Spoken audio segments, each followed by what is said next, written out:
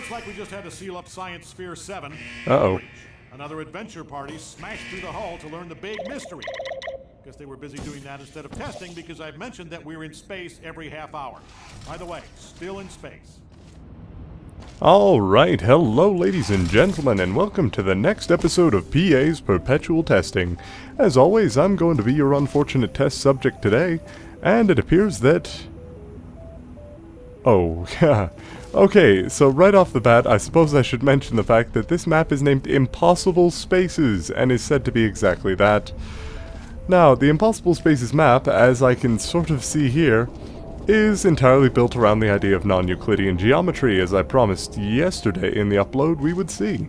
So as you can see, that is actually, that laser that is actually me looking downwards.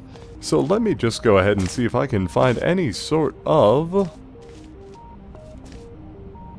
Whoa, that's trippy. Any sort of testing cube here really quickly. Oh, there we are, one testing cube ready for grabbing. And presumably not for returning in there, because if I tried to do that, that wouldn't work out too well for me. Anyway, I've got to redirect this laser in such a way that it gets through here, but that's going to be a bit of an issue considering the fact that it's not really possible for me to... Oh, wait, barely. No, if I put down this laser... Oh, it is still hitting the correct door good times. Now, I should actually just be able to drop down here and get to the door. I do not know if that is the intended solution, but that is the one we're going to be taking, ladies and gentlemen. Yes, it's true, we are not always playing by the rules here on PA's Perpetual Testing, but I will always provide a thumbs up for a map that provides something that makes me think, and god damn if that didn't make me think about the physics involved. Or rather, the lack thereof. Yeah. Anyway, on to test chamber 2. See you all there. Alrighty, welcome back ladies and gentlemen to Impossible Spaces 2, the sequel to the map you saw not 10 seconds ago, that has apparently had some text added. Welcome to this spatial perception test. I assure you, proceed to brutally murder physics. Alright, if you say so. It appears that that ball seems to be flying into that water, falling through, and then coming back out of there, or the ball is being destroyed on a regular basis. I'm not entirely certain which. Okay, that's definitely something. Anyway, it appears that whatever just happened, it was enough that I was able to get this sphere out of there without any issues, just so long as I was able to fly up there first. Now, I'm going to assume that I'm going to be falling in some strange direction the moment I walk into this room. Oh, I guess not. You may feel dizzy during this test. By the way, the water does serve some purpose. Just continue. Alright, if you say so, I'm assuming gravity swap? Yeah, there we go. Alright, so how to get out of here now? That's really the problem, isn't it? Alright, so easy enough. Just hop right out of there, because I was pointing upwards at the wall because I fall that way. Okay. Time to think. Let's go ahead and think about this the right way. First things first, let's get a hold of what our tools are on this map. We do have the water, which apparently serves some purpose. We have a hallway that we can fall down to give ourselves some velocity. And we have an area that would be perfectly served by... Oh, no, wait. Here we go. If I put a portal there, I should be able to fly up to the button and hit it as soon as I fall down this sideways hallway. There we go. Success. Now, what did that do? Absolutely nothing for the moment, except open up a second button, it seems. So let's go ahead and press that.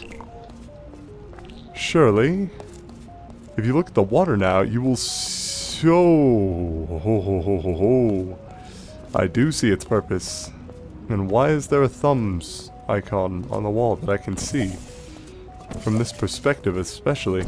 Okay, so the water did serve some purpose, but it wasn't to clean anything off. It was to let me know that gravity has officially been flipped on the roof. Wow, that is cool. Oh, he's telling me to like the map. Come on, man. I like it little enough when Let's Players try to get people to like, favorite, subscribe through asking. I'm not sure I like it when maps do it either. I mean, if we're really going to like it, then we'll do so. It's not going to be a matter of just asking us to. Alright, so we're going to have to grab the sphere from the previous chamber. I hope you've enjoyed this test chamber as much as I hated making it. I assume, because he seems to have cut off the word there. My god, so time-consuming. Well, that may have been time-consuming, but I cannot say that the execution of the map was particularly time-consuming in and of itself. In fact, we're only at about half an episode here, and I still have yet to, fill out much of the stuff. So I'm going to see if I can't find another test chamber for you all in my queue here. Be right back with something cooler for you. Hey, this should work. Remember infinity doors from yesterday? Oh. Let's all give a big hand to the test subjects of Sphere 18 for bravely uncovering the company-wide conspiracy, which is that there's no air in space.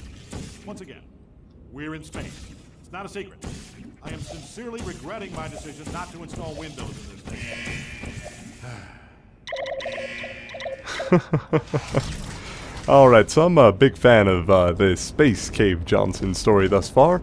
But when we were talking about non-Euclidean geometry, well, it could not go without mention that we did play Impossible Doors yesterday. And if you'll remember, Impossible Doors from yesterday was in fact a wonderful little map that showed us things like this. Almost exactly like this, actually. Doors to impossible spaces. That is to say, a door over there that leads to the end of the hallway that shows us right over here. The first was just a concept map, but this is named Impossible Doors 2, so I'm assuming there is something more to it. However, I am glad that our little position there allowed us to see that, because otherwise I would not have seen that button on top of the door. Gravity flipping, while cool, is no longer a unique enough mechanic to entirely hold my interest, sir. So let's see what else you got for me here. Okay, that one got me, I'll admit. You got me there. Good job. Well done. Am I right side up again? Alright, I'm right side up. Now, what else is in this test chamber? Am I gonna fall again? Is that the gimmick? I'm gonna fall to the side of the floor again? No? No gimmick. End of the map.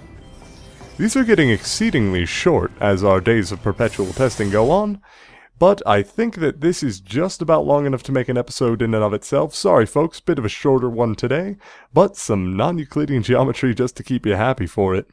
Here's hoping we can eventually find a map just like this, but a bit longer, not unlike those Penrose Gates maps again. Great things, loved them.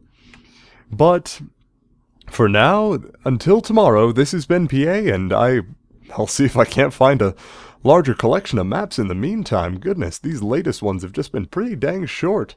I do appreciate the work that the authors put into them, but I mean, couldn't the Infinity Doors 1 and 2 have just made a single map? Or couldn't the second part of Infinity Doors 2 actually been a test chamber? Whatever the case may be, thanks for watching everybody, and I'll see you all tomorrow. This has been PA.